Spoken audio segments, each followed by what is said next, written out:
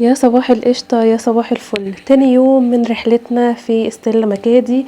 زي ما انتوا شايفين كده شوية الكوكيز اللي عملناهم واحنا رايحين السفرية بتاعتنا مع كوباية النسكافيه على المنظر الروعة ده. حاجة منتهى الجمال.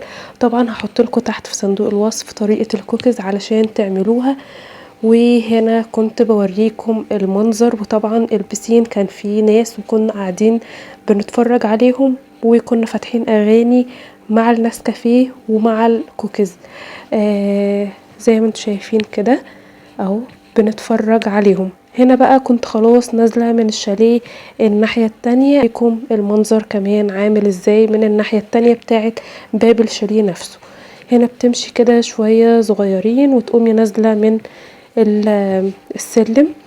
بصوا في طفطف كده المفروض هتلاقوه ماشي هناك، بس انا للاسف ملحقتش اصوره. اهو هناك ده الطفطف ده بياخد الناس السياح مع الناس العادية، ياخدهم يوديهم لغاية البحر.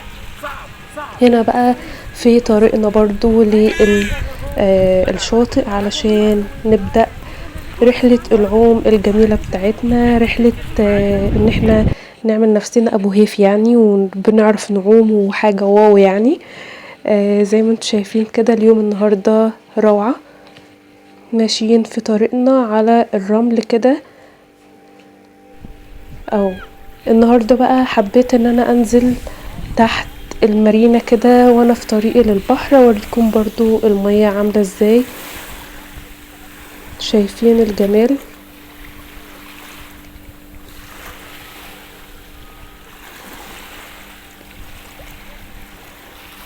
وبصوا مع الشمس مع الشكل حاجة روعة سبحان الله.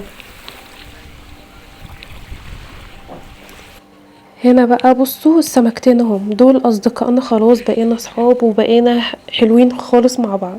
كل يوم نلاقيهم السمكة البيضة والسمكة السوداء دي على طول نلاقيهم. انا مش عارفة بصراحة النوع ده اسمه ايه، ولكن هم شكلهم سبحان الله حلو جدا، عامل زي ما يكون عليهم ستريس او فصوص كده وكأنهم بيلمعوا. شكلهم حلو جدا واللون بتاعهم تحس ان هو زاهي كده وبيبرق سبحان الله. حاجة جميلة جدا.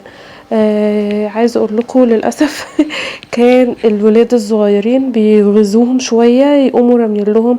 طبعا هو ممنوع وللأسف في ناس كتير متعرفش حاجة زي كده، يرموا لهم اكل ويرموا لهم علب وحاجات كده. للأسف هي بتضرهم جدا، ولكن في ناس ما عندهاش المعلومة دي بيبقوا فاكرين ان هم كده بيلعبوهم او بيأكلوهم، ولكن هم مش زي السمك البلطي بتاعنا اللي بيكون في البحر. لا ده سمك البحر الأحمر بيكون مخصص لأكل معين، بياكل حاجات نظيفة، ممنوع ان هو يتضر وهكذا. وللأسف كمان في بعض من الأجانب ما بيكونش عندهم الثقافة دي ان هم يهتموا بالسمك او ما ياكلوهوش عيش والحاجات دي او بواقي الاكل بتاعهم. للاسف انا لقيت حد كمان سايح اجنبي كان واقف جايب كيس فيه عيش وبياكلهم. فانت حضرتك بتعمل ايه؟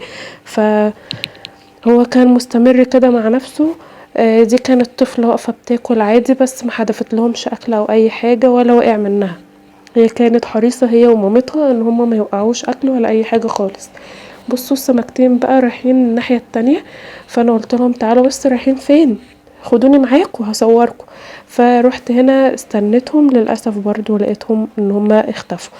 هنا بقى لقيت نوع تاني من السمك كده، النوع ده بيقولوا عليه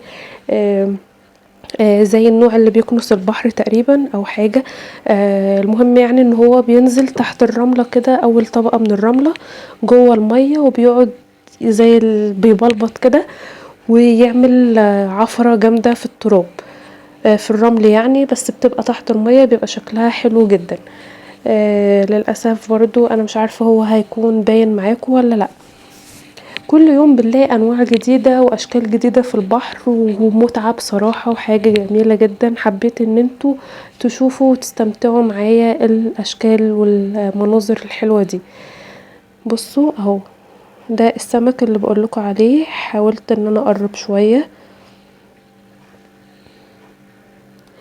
هنا خلاص كنا برضو ماشيين، حبيت اوريكم الغروب بتاع الشمس مع البحر. حاجة منتهى الروعة. استنوني الفيديو اللي جاي هوريكم برضو اليوم الجديد كنا بنعمل فيه ايه. عملنا انشطة جديدة وزي ما انتوا شايفين كده خلاص قلنا للبحر باي باي، هنجيلك بكرة ان شاء الله.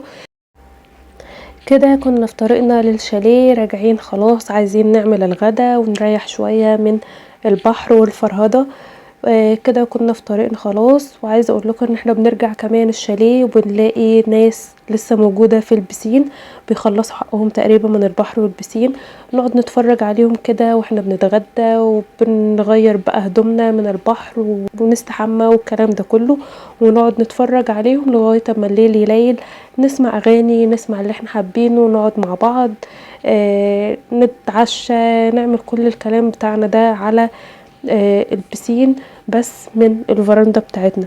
طبعا ما تنسوش تعملوا لايك للفيديو وسبسكرايب للقناة وتفعلوا زر الجرس علشان الفيديو جاي هيكون فيه انشطة جامدة جدا جدا لينا واحنا في البحر، وهتشوفوا مناظر حلوة جدا وهتعجبكم. ما تنسوش تعملوا لايك للفيديو وتشجعوني بكومنت صغير جدا خالص، مش هياخد من وقتكم دقيقة. شكرا لكم على حسن المتابعة، استنوني الفيديو اللي جاي.